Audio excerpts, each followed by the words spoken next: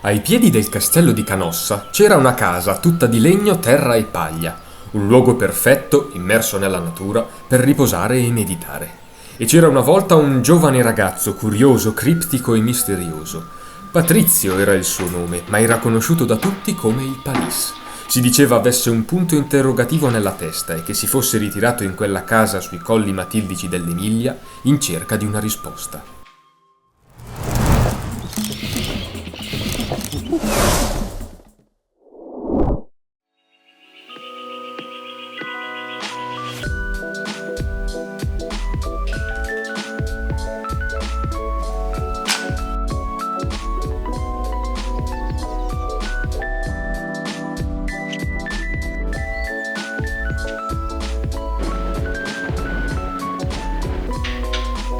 Buongiorno ragazzi e benvenuti in un nuovo video degli Horizons. Quest'anno non ho in programma alcun viaggio in solitaria, per questo motivo ho deciso di prendermi un paio di giorni, un weekend, da trascorrere quasi da eremita. Ho trovato un fantastico B&B proprio sotto il castello di Canossa, nelle terre di Matilde. Vi avviso che sarà un video del tutto pacato, molto più lento rispetto agli altri, e quindi iniziamo ad esplorare le terre di Matilde.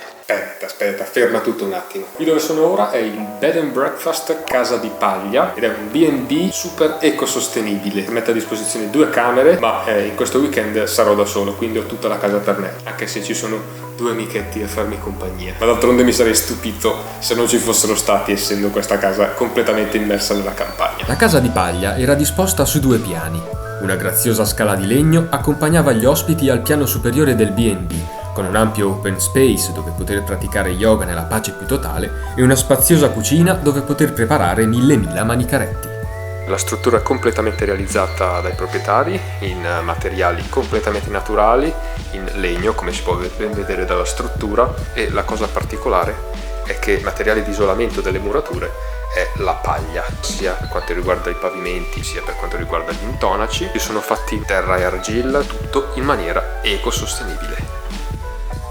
Ogni mattina Assunta, la proprietaria del B&B, portava una selezione di pane e dolcetti per colazione, fatti con amore con le sue mani, utilizzando prodotti freschi e del suo orto. La prima mattina ha accolto il Palis con della fresca acqua di fonte, del pane tostato con una marmellata di fragole e 3 fantastiche paste tutte vegane, una deliziosa crostatina, un mini croissant e un simpatico muffin, tutti prodotti con pasta madre. Ammetto di non aver saputo resistere e li ho mangiati tutti e 3, e anche un paio di fette di pane. Ora possiamo tornare dove questo video è cominciato. Vi porto a vedere il castello di Canossa.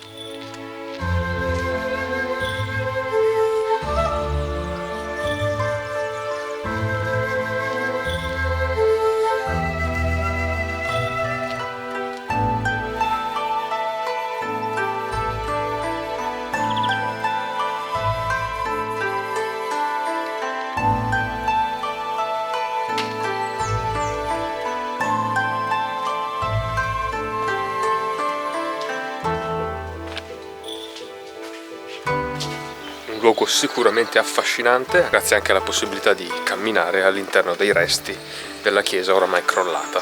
Per il pranzo, Assunta aveva preparato una speciale salsa ai fiori di tarassaco che il Palis non ha esitato nel provarla con la pasta. Aveva un profumo forte, molto deciso, ma il gusto era inaspettatamente delicato. Poco dopo, direttamente dalla cucina di Assunta, ha potuto assaggiare un quadrotto di lasagna alle ortiche, dal sapore estremamente originale. Seconda tappa della giornata, la pietra di Bismantova, che è la pietra, il monte, che ha dato origine all'idea del purgatorio di Dante Alighieri.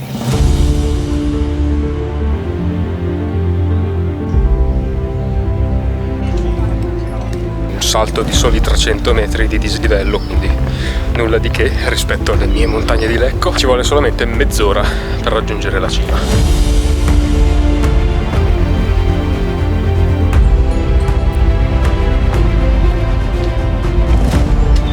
È una montagna banale di 300 metri, sono riuscito a perdermi anche per un sentiero di 25 minuti. Onesto. Vabbè. Adesso ho ritrovato la via.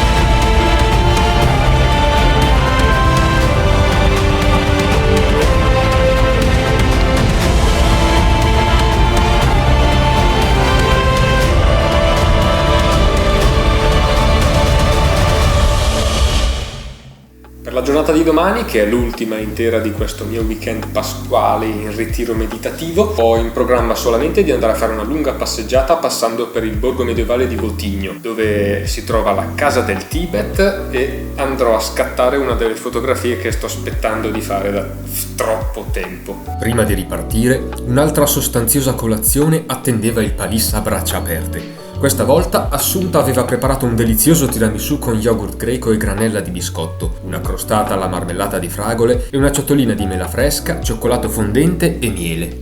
Il tutto accompagnato da un succo di fiori di sambuco davvero zuccherino. E così il Paliss era carico di energie per partire, ma era inconsapevole di cosa lo stesse aspettando. Al Paliss piaceva spesso perdersi, intraprendere un percorso e non aver ben chiaro dove andare. Era la voglia di esplorare, di scoprire e di mettersi alla prova che lo spingeva a non seguire il sentiero battuto. Un istinto fuori dal comune che gli dava spesso grandi soddisfazioni.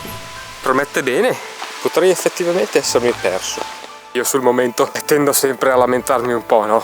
Delle fatiche che spesso mi ritrovo ad affrontare, però in un certo modo ogni volta riescono a ripagare. Anche il semplice fatto di aver sbagliato strada, qualche piccolo sprazzo di felicità, sono riuscito comunque a trovarlo. Ho trovato un teschio di animale e sono riuscito a trovare quella fantastica cabina piena di libri in mezzo al bosco. Insomma, sono piccole soddisfazioni comunque. Non ho fatto quella strada per niente.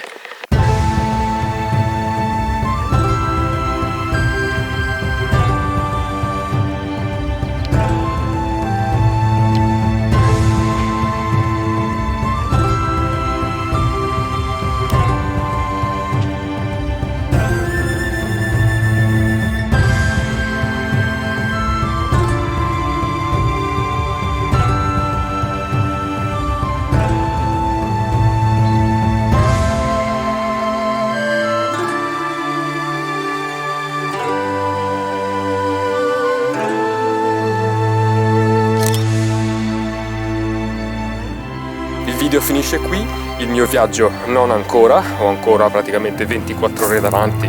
Questo viaggio lo aveva intrapreso con un carico sulle spalle, una domanda di cui stava cercando una risposta. Tra le tante cose che la casa di paglia offriva c'erano i tarocchi di Matilde. Il Paliss non aveva mai creduto in quelle cose, ma una volta trovati, tanto valeva tentare e sottoporre a Matilde quel suo punto interrogativo. Chiese se la sua vita stesse andando nella giusta direzione e Matilde ha risposto con l'arcano del mondo. Non scappare dal mondo, esso ti appartiene ed è pronto ad accoglierti e a gioire con te nella tua realizzazione. Rimani centrato in te stesso ed ascolta davvero dove vuoi andare, ma anche il modo per arrivarci è importante. Sii te stesso ed ascolta la tua più intima e profonda natura. Espandi la tua visione delle cose e diffondila nel mondo. Ora puoi farlo senza ostacoli, verrai ascoltato e compreso. Che ci credesse o meno, il Paliss rimase un po' sconvolto dalla risposta ricevuta. Di tutte le carte possibili, a sciogliere quel suo nodo interiore, gli era capitata proprio quella del mondo. Non ci sarà da stupirsi a questo punto della storia se prima o poi, in un futuro più o meno lontano, dovesse decidere di inseguire il suo più grande sogno, quello di mollare tutto e di partire verso l'ignoto. E nulla, come sempre vi ricordiamo di iscrivervi al nostro canale YouTube, di seguirci su Instagram e su tutti gli altri canali, anche se non li abbiamo, e mettete like e continuate a seguirci. Alla prossima, bella raga!